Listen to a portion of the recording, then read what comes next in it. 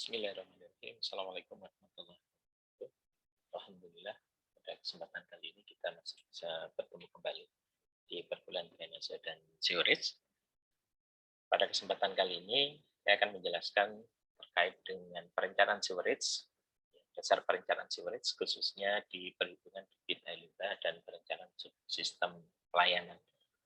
Jadi ini adalah satu materi yang penting sekali, walaupun untuk debit air limbah barangkali sudah pernah saudara temui di perkuliahan epidemiologi dan dasar sanitasi. Pada saat itu kita sifatnya adalah general di dalam perhitungan debit air limbah. Jadi metode itu tentunya juga masih berlaku dan masih bisa kita gunakan, hanya saja nanti ada beberapa detail terkait dengan perhitungan debit air limbah. Baik untuk materi terkait perhitungan debit air limbah, kemudian ada perencanaan subsistem layanan. Ya, tidak semua materi nanti akan saya jelaskan ya satu persatu karena seperti saya sampaikan di depan ada beberapa yang sudah saudara dapatkan di perkuliahan sebelumnya.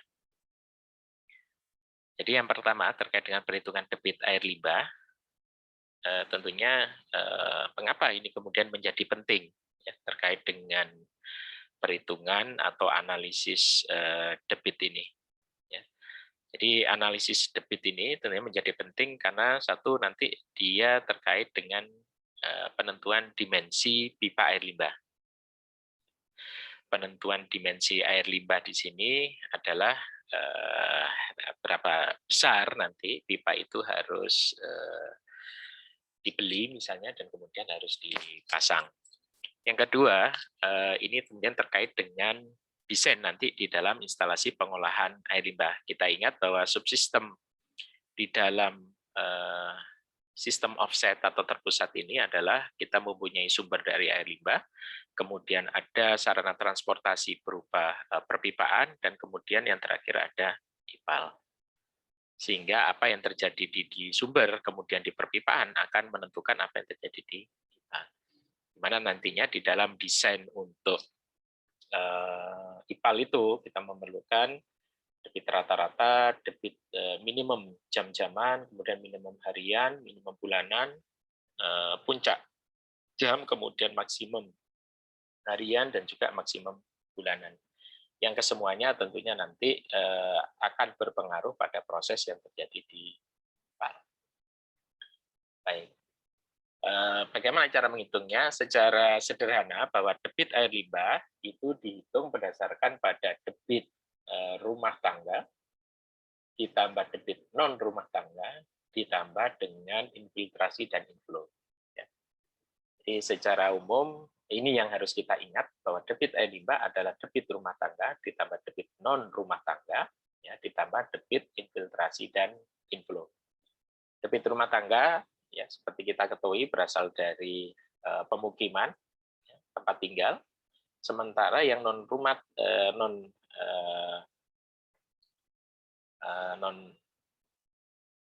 tangga ini berasal dari fasilitas umum, kemudian berasal dari fasilitas komersial dan fasilitas sosial.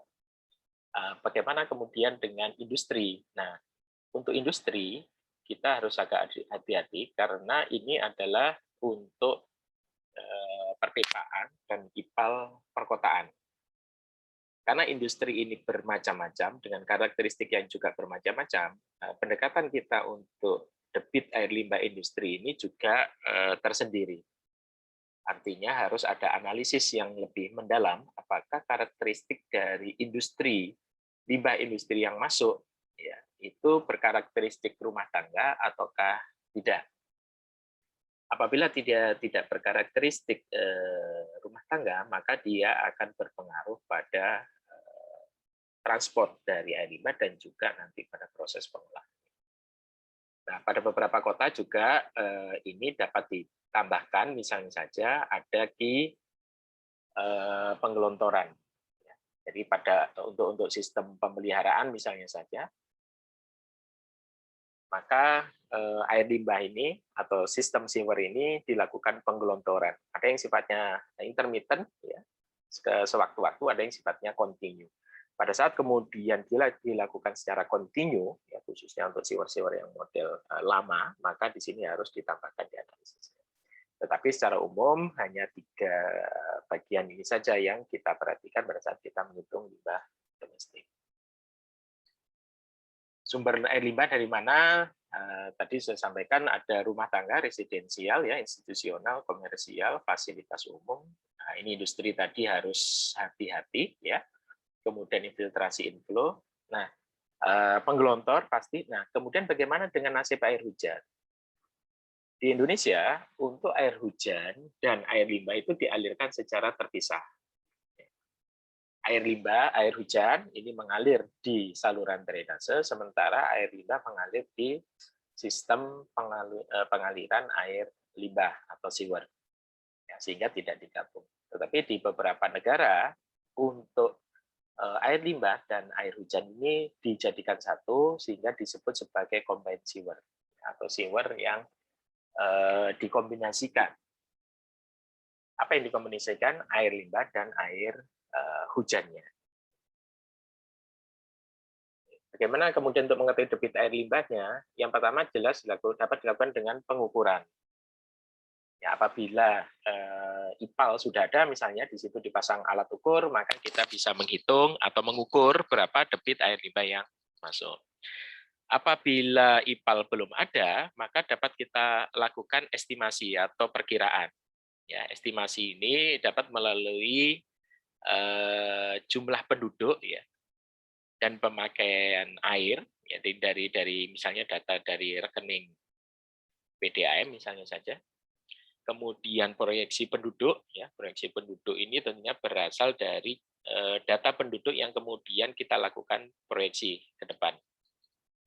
Kemudian yang kedua dapat juga kita hitung dengan menggunakan population equivalent. Jadi population equivalent ini adalah kita mencoba untuk mengekivalenkan, ya, misalnya satu fasilitas dengan rumah tangga.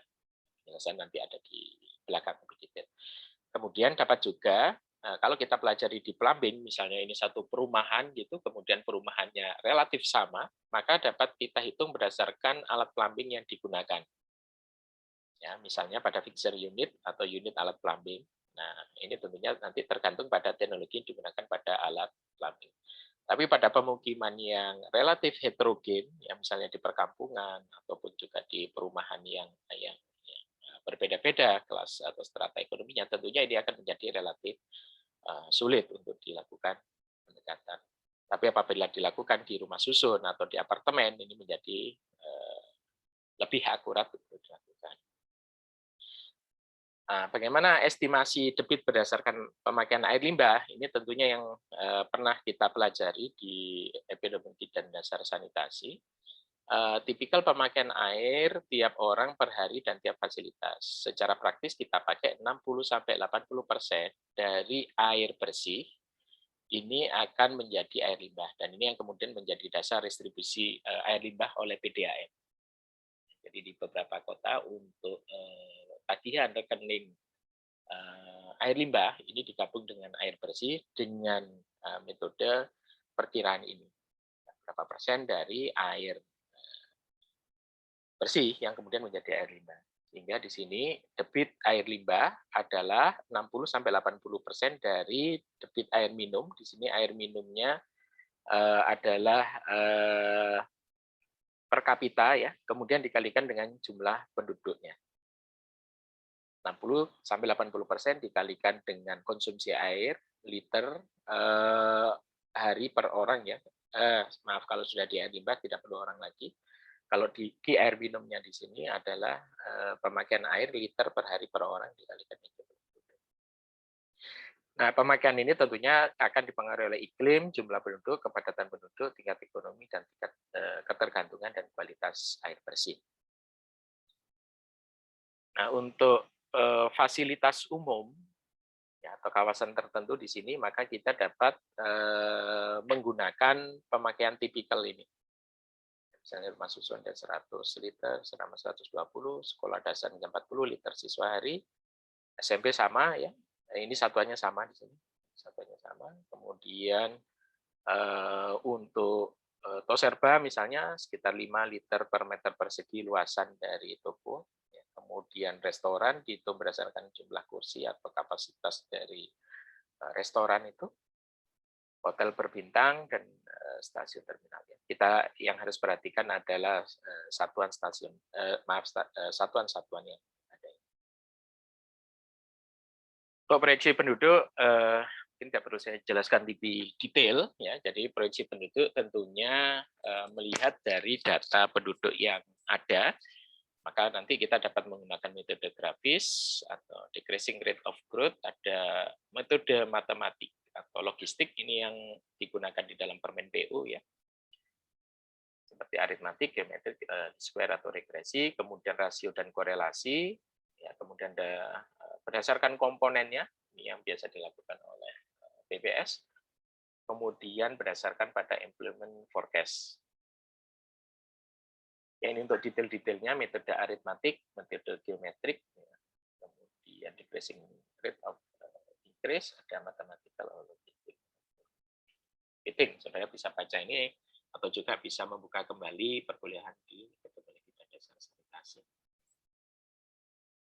Yang kedua, estimasi dengan pendekatan jumlah penduduk atau populasi ekivalen. Jika tidak diperoleh data jumlah populasi dalam jiwa secara detail, area terbangun atau belum terbangun, khususnya untuk fasilitas umum, ya, fasilitas sosial atau komersial, maka dapat digunakan menggunakan pendekatan penduduk ekivalen, PE.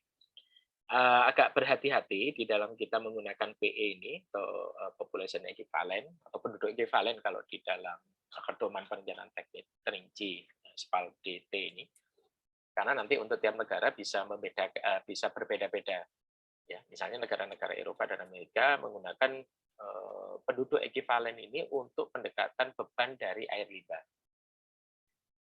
Artinya satuannya bukan liter per hari, tetapi gram BOD per orang per hari, misalnya seperti itu. Ya, untuk area yang belum terbangun, maka pendekatan penduduk dan ekivalen dengan melakukan analisis terhadap rencana tata ruang wilayah dan juga rencana detail tata ruang. Perencana dapat menggunakan nilai penduduk ekivalen lain jika di area perencanaan telah memiliki standar nilai penduduk ekivalen tersendiri, ya, dari studi-studi yang lain. Dalam perhitungan debit total air limbah domestik, maka penduduk total dapat dihitung dengan menjumlahkan jumlah penduduk hasil analisis proyeksi dan penduduk ekivalen. Jadi di sini total jumlah penduduk adalah jumlah penduduk ditambah penduduk ekivalen. Ya. Sehingga apa? Sehingga nanti untuk perhitungannya bahwa debit air limbah itu adalah debit rumah tangga ditambah non rumah tangga sudah masuk ke rumah tangga ini karena sudah diekivalenkan ditambah dengan infiltrasi. Seperti itu. Ya. Ya, berapa ekivalennya? Di sini kalau kita lihat nilai PE, ya, rumah biasa 1, rumah mewah 1,67, misalnya puskesmas 0,02, untuk rumah sakit, SD, SMP, dan seterusnya, ya, population ekivalennya untuk satu orangnya sekian, ya, sehingga nanti dikalikan saja dengan jumlah perkiraan jumlah murid. Ya. Jadi satu fasilitas kira-kira berapa murid, dikalikan dengan jumlah fasilitasnya, dikalikan dengan population equivalent. Ada yang lain misalnya saja di Pergub nomor 122 tahun 2005, ya, bisa juga kalau kita lihat ini ada PE-nya. Ya, ini untuk yang daerah-daerah yang sudah sifatnya khusus. Ya. Walaupun kalau kita lihat karena berdasarkan SNI, maka nilainya juga sama dengan yang digunakan.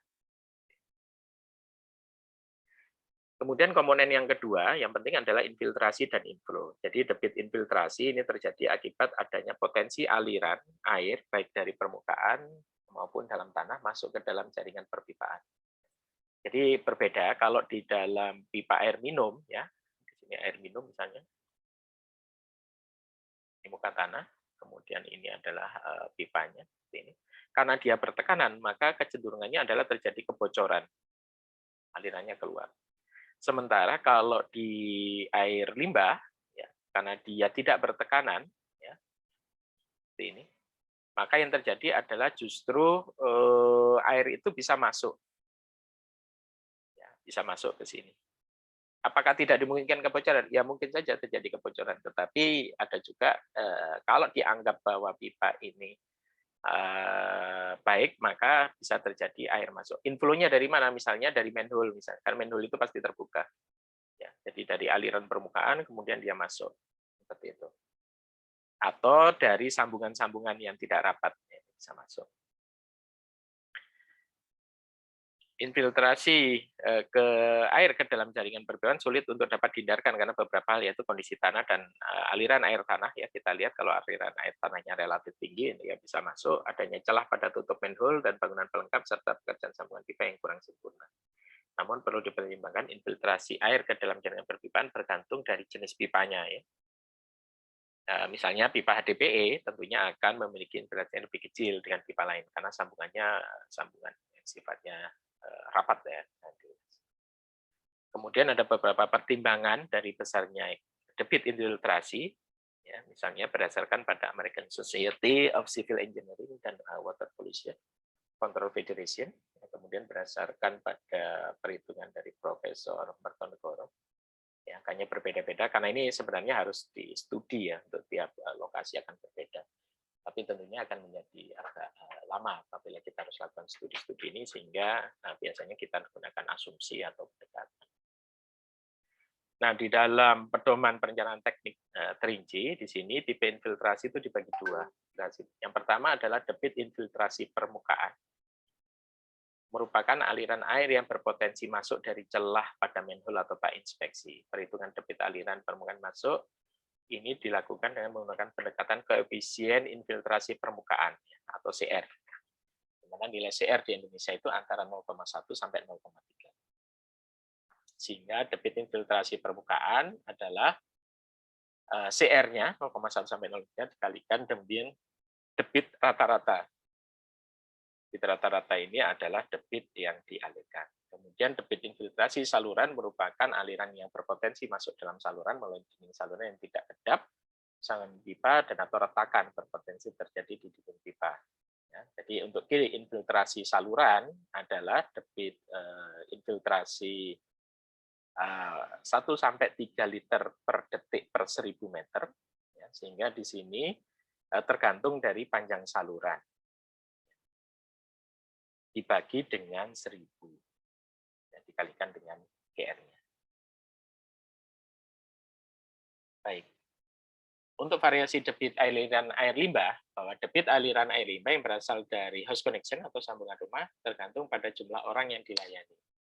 Ya, sehingga di sini bergantung pada proyeksi penduduk pada tahun bencana. Oleh karena pemakaian air berfluktuasi, maka debit air limbah juga akan berfluktuasi, sehingga di sini mempengaruhi desain pipa air limbah sekaligus desain dari bangunan pengolahan air limbah atau instalasi pengolahan air limbahnya yang pipa. Desain ini harus mampu menampung air limbah pada saat maksimum dan mengalirkan pada saat minimum. Variasi pada aliran air limbah dapat berupa variasi jangka pendek, short term, musiman, seasonal, dan variasi air limbah industri. Ini beda lagi nanti ya, menyangkut operasi dan pemeliharaan. Ya, seperti ini ya, kalau ini variasi jam-jaman, ya, tentunya ini mengikuti variasi dari pemakaian air. Kalau kemudian ini berdasarkan pada hari, ya, Sunday, Monday, Thursday, dan seterusnya seperti itu. Kita lihat tentunya di dalam 1 minggu juga pemakaian airnya akan berfluktuasi. Demikian pula kalau kita lihat bulanan atau juga tahunan. Nah, untuk perkiraan faktor puncak dapat kita gunakan metode PEPIT, ya, di mana faktor puncak ini penting karena digunakan nanti di dalam perhitungan dimensi. 5 ini tetapan dibagi P, jumlah penduduk atau populasi, dibagi 1000 pangkat 0,2. Kemudian ada juga 10 state standar, di mana peak faktornya ya 18 ditambah akar P dibagi 1000 dibagi 4 plusnya, ini sifatnya empirik ya. Sifatnya empirik, sehingga kalau di kita biasanya kita gunakan PEPIT ini untuk pendekatan dari perkiraan faktor puncak. Intinya bagaimana? Intinya adalah bahwa semakin banyak penduduk, P-nya semakin besar, maka faktor peak-nya ini akan semakin turun. Ya, jadi berkebalikan. Kalau penduduknya semakin sedikit, maka faktor peak faktornya atau faktor peak-nya ini juga akan semakin naik. Sehingga kita bisa dapatkan persamaan bahwa debit puncak adalah debit rata-rata dikalikan dengan faktor puncak. Nah, ini metode-metode yang lain ya yang digunakan. Harusnya ada catatan ya ini apa. Ini sebenarnya metode-metode yang digunakan ya, di dalam perhitungan untuk faktor puncaknya dan juga perhitungan faktor minimumnya dari beberapa persamaan yang digunakan.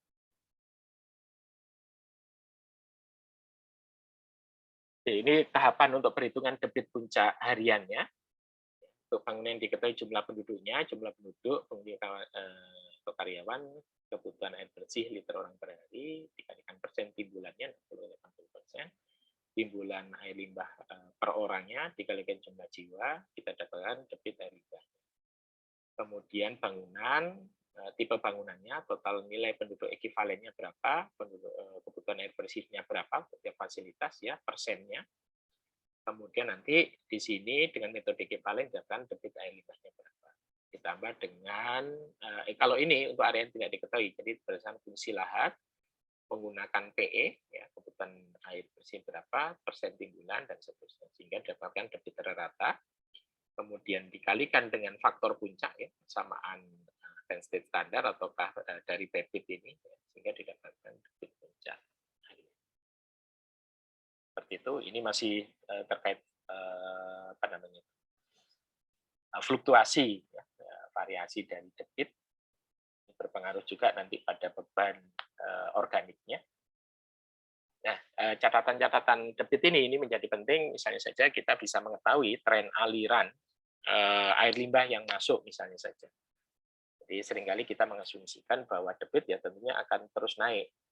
Misalnya, tetapi ya juga tidak selalu, misalnya dari catatan debit IPAL Sewon antara tahun 2002 sampai 2007 ternyata tren debitnya adalah menurun. Nah, apa yang terjadi? Nah, ini yang kemudian jadi penting untuk nanti bisa dilihat. Nah, ini variasi seasonalnya, ya, bulanannya ya kalau kita lihat ya seperti ini ya trennya. Dengan puncaknya ada di bulan Januari, Februari, Maret, April, kemudian minimum di sini, ya, kemudian naik lagi. Ini perlu untuk kita analisis ya terkait nanti dengan perencanaan misalnya ke depan kalau ada IPAL yang baru atau terkait dengan kinerja dan IPAL. Baik, itu yang bagian pertama ya. Yang penting adalah bagaimana cara mengetahui debit, di mana debit tadi adalah debit rumah tangga ditambah dengan debit non rumah tangga ditambah dengan infiltrasi dan inflow sebagai pokok, kemudian di tiap bagian ini ada analisis. Yang kedua, yang tidak kalah penting adalah perencanaan dari area layanan. Di mana di dalam area layanan ini, yang pertama adalah kita melakukan penyusunan atau review layout dan pemilihan paket pekerjaan yang prioritas. Layout sistem jaringan pipa harus diplot pada zona offsite dengan karakteristik fisik minimal seperti ini. Yang pertama adalah dia direncanakan pada kepadatan penduduk tinggi, misalnya 200 orang per hektar. Kemudian air bersih sudah harus tersedia di area itu.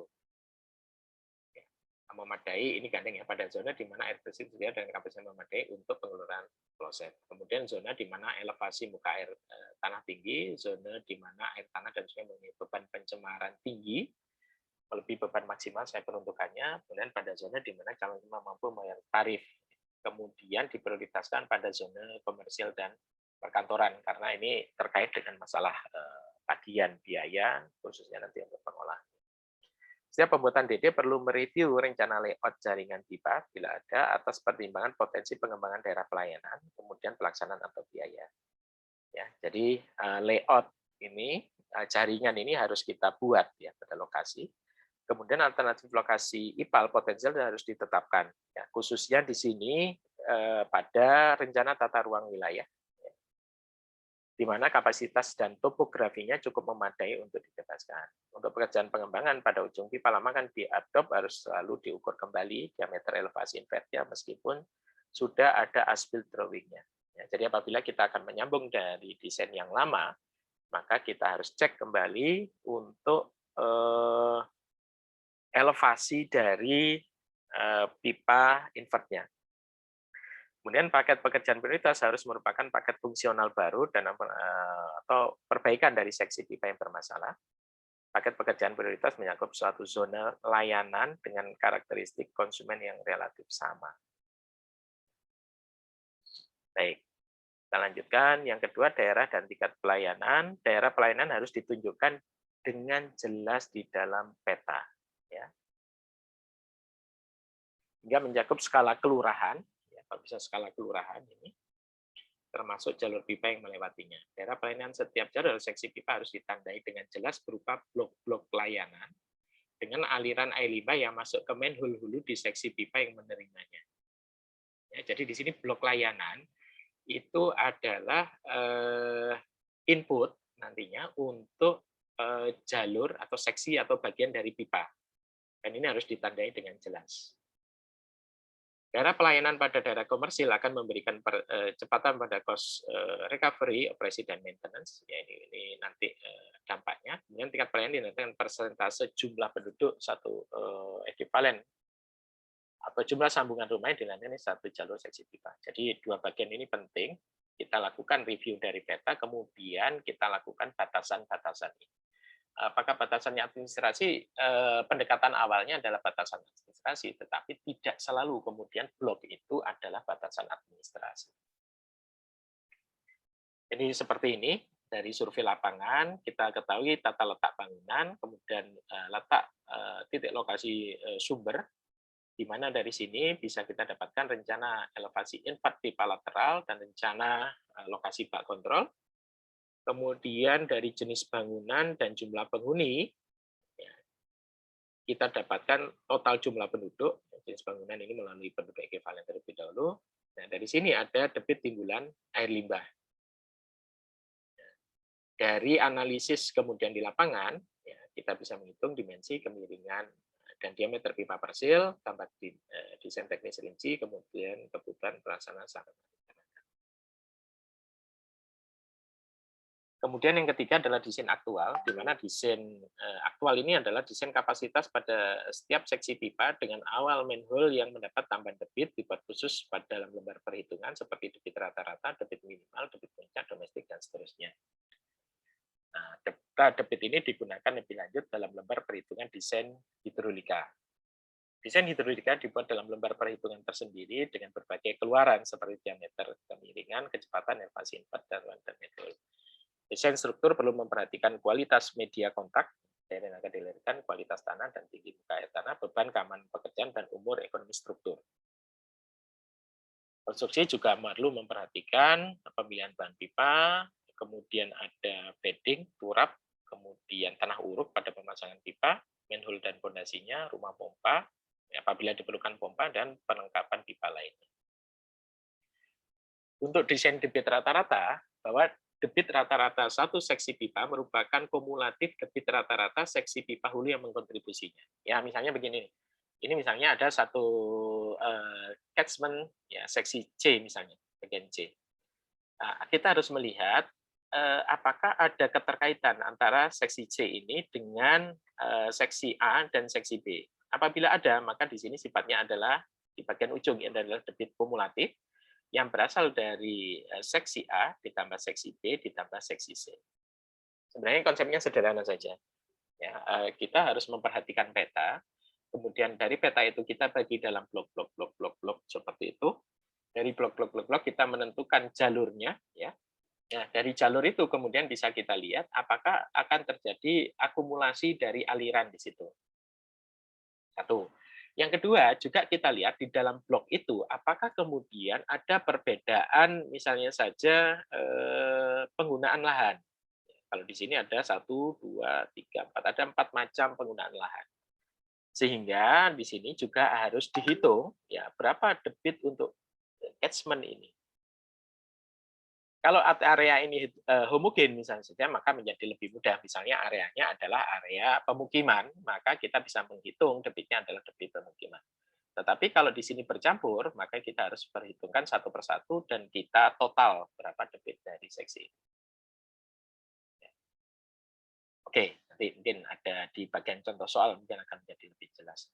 Kemudian yang keempat ada desain debit, yaitu debit puncak. Untuk perhitungan dimensi saluran air limbah menggunakan debit puncak, ya, dari bagian awal tadi sudah ada faktor puncaknya. Perlu untuk diperhatikan debit puncak dihitung untuk tiap bagian pipa dan tidak selalu merupakan akumulasi debit sebelum. Ini yang hati-hati. Jadi misalnya tadi kita punya, misalnya di sini ya, ada QA, ada QB, kemudian di sini mengalir juga ada QC ya, QC-nya. Sedang QC seperti ini ya. Sehingga kita anggap bahwa kontribusi C-nya di sini ya, bahwa debit adalah QA plus QB plus QC. Nah, apakah kemudian nanti QP itu adalah QP A ditambah QP B tambah QP C? Nah, tidak selalu seperti itu. Ini tidak selalu. Karena apa? Karena bisa jadi nanti, karena ini kita hitung per seksi, QP A sama dengan faktor peak kalikan dengan QA, terus QP B faktor peak kalikan dengan Q rata-rata B, ya, QP C. Nah, karena QP C ini adalah akumulasi, ya, maka kita harus melihat berapa jumlah penduduk di area A, B, dan C ini, baru kemudian kita hitung faktor peak-nya. Ya, semoga jelas ya. Jadi tidak selalu ini merupakan total QA tambah QB ditambah QC-nya yang di sini rata-rata ya, kemudian faktor ya tinggal dijumlah gitu aja karena merupakan akumulasi. Akumulasi di sini karena dia tergantung dari faktor peak dan faktor peak tergantung dari P, maka yang dapat kita total adalah P-nya. P di A berapa, P di B berapa, P di C berapa, dan baru kemudian kita hitung berapa faktor peak-nya di C. Nah, tapi ada juga yang menggunakan metode praktis. Ya, praktis itu artinya kalau SR 6, kalau pipa lateral 4 sampai 6, cabang 3, induk 2,5, kemudian trangnya atau outfall-nya 2 misalnya. Kalau kita lihat ini kan semakin menurun ya, semakin kecil. Ini sesuai dengan apa namanya asumsi di persamaan PB tadi bahwa semakin besar jumlah penduduknya maka faktor peak-nya juga akan semakin turun. Kemudian yang menjadi penting adalah juga kecepatan dan kemiringan pipa. Kemiringan pipa minimal diperlukan agar di dalam pengoperasiannya diperoleh kecepatan pengaliran minimal dengan daya pembilasan sendiri, self cleansing ya. Karena adanya tractive force guna menggunakan gangguan endapan dasar pipa. Kekasaran mending tentunya didasarkan pada jenis salurannya. Jadi tentukan dulu jenis salurannya, baru berapa angka mendingnya. Ya, jangan dibalik, berapa mendingnya dulu, baru jenis pipanya. Kemudian berapa kecepatan pengaliran pipa minimal saat full flow atas dasar tractive force. Ya, misalnya kalau pipa diameter, ini diameter pipanya, kemudian kekasaran pipanya, ya ini self cleansing-nya segini. Ya, kemudian dasar pipa minimal praktis untuk berbagian ini atas dasar kecepatan 0,6 meter per detik saat pengaliran penuh, ya adalah seperti ini. Ya, ini slope minimalnya yang harus kita perhatikan. Jadi sedikit dibalik, daripada kita kemudian menghitung untuk tiap diameter dan berapa kecepatan minimalnya, ya sudah kita praktis saja bahwa kecepatan minimal adalah 0,6 meter per detik saat pengaliran penuhnya. Ya, lebih dari itu, ya tentunya tidak lebih dari 3 meter per second, itu artinya sudah masuk dalam kriteria. Oke, selanjutnya adalah contoh soal. Ya, nanti saudara dapat baca lebih detail lagi ya, di contoh soal ini. Jadi kalau di dalam contoh soal ini desain dari gravity flow transceiver. Ya, jadi sudah apa namanya itu pipa-pipa pengumpul gitu. Kemudian diminta untuk membuat preliminary design awal, including flow rate, ya, debitnya berapa, dimensi pipa berapa, kemudian slope-nya berapa, untuk transceiver yang akan dikonstruksi. Ya, ini lokasinya di Covell Park Development. Ya, ini figurnya gambarnya.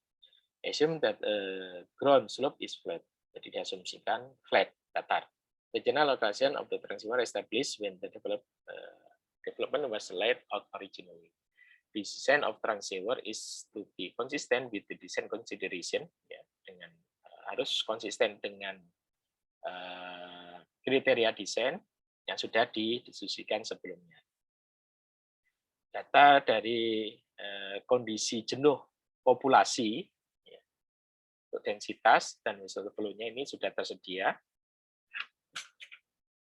The average komersial ini dihitung flow rate-nya antara 20 sampai 30 meter per kubik per hektar per hari, ya. Kemudian perkiraan menggunakan analisis individual tipe fasilitas. Kemudian di sini ada juga sekolah yang akan melayani 2.000 murid pada kapasitas penuhnya. Kemudian flow untuk tiap studentnya sekian, dan faktor peak untuk sekolah adalah 4.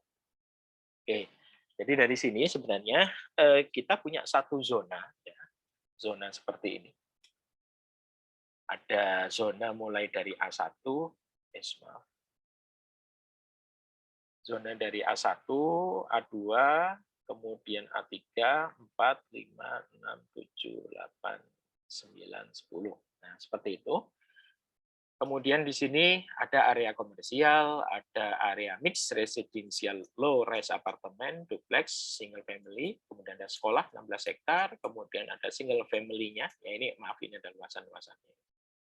Kemudian ada single family, kemudian di single family ini ada shopping center, ada low rise apartemen dan seterusnya. Nah, ini ada skalanya, yang perlu diukur berapa luasannya area ini, kemudian di sini batasan dari Covell Park Development-nya dari atas ini sampai bawah. Kemudian ini adalah transceiver-nya, ya. Kalau saudara lihat yang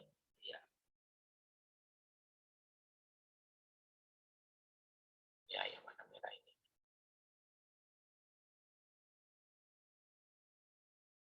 Nah, sampai ke sini. Ini adalah rencana dari transceiver-nya, di mana untuk server ini ada kontribusi dari masing-masing ini, masing-masing area.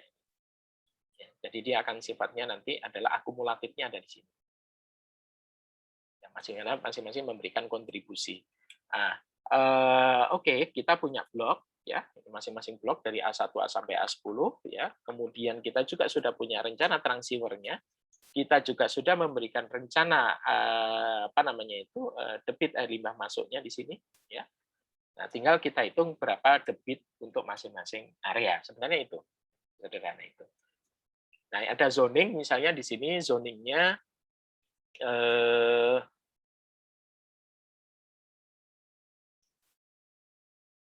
jadi zoningnya misalnya saja untuk residensial, single family dwellings, kemudian ada untuk duplex, ada low rise, berapa persen per hektarnya, ya.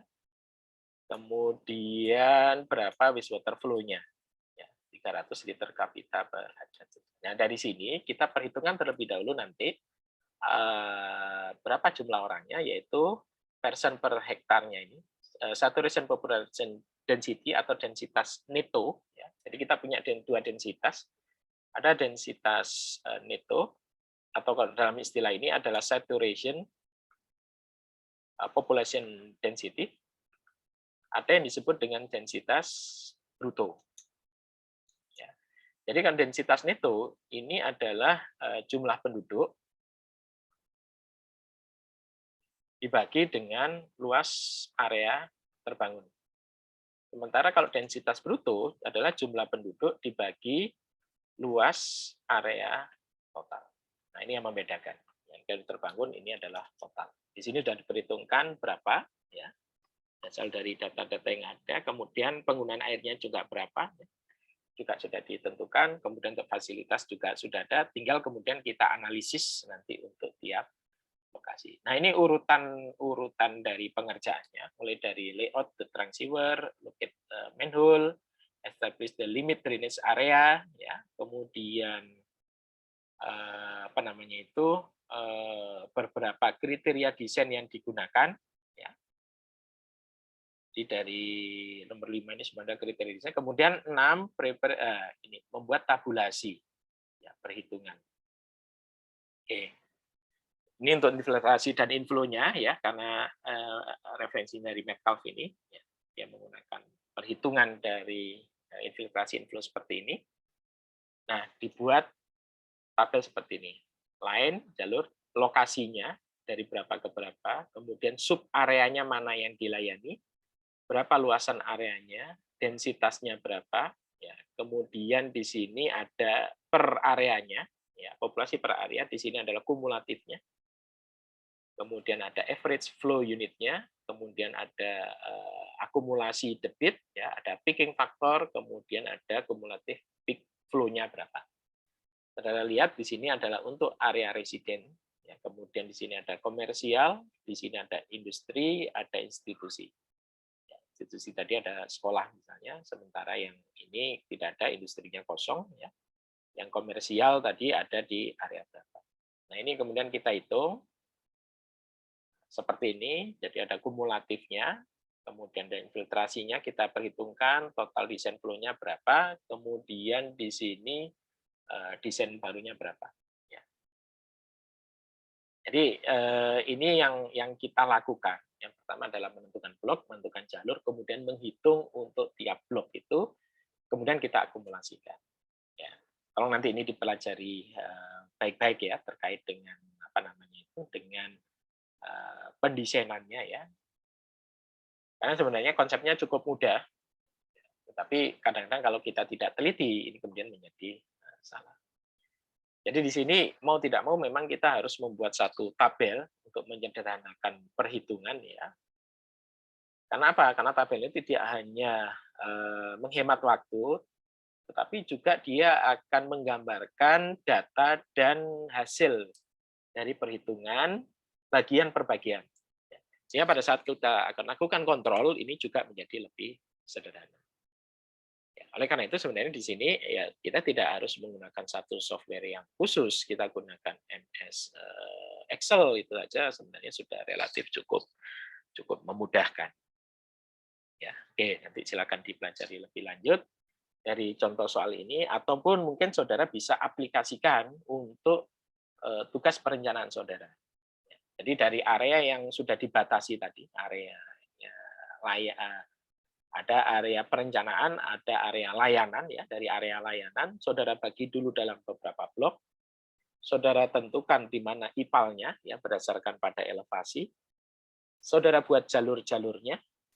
Kemudian yang terakhir, saudara hitung berapa debit yang mengalir di tiap segmen.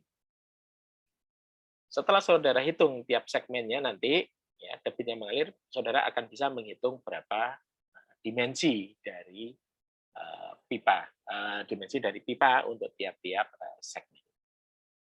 Ya, saya kira ini tidak terlalu rumit ya untuk saudara. Saya harapkan seperti itu. Kalau ada pertanyaan nanti silahkan tuliskan di kolom pertanyaan. Baik, demikian untuk pertemuan kita kali ini.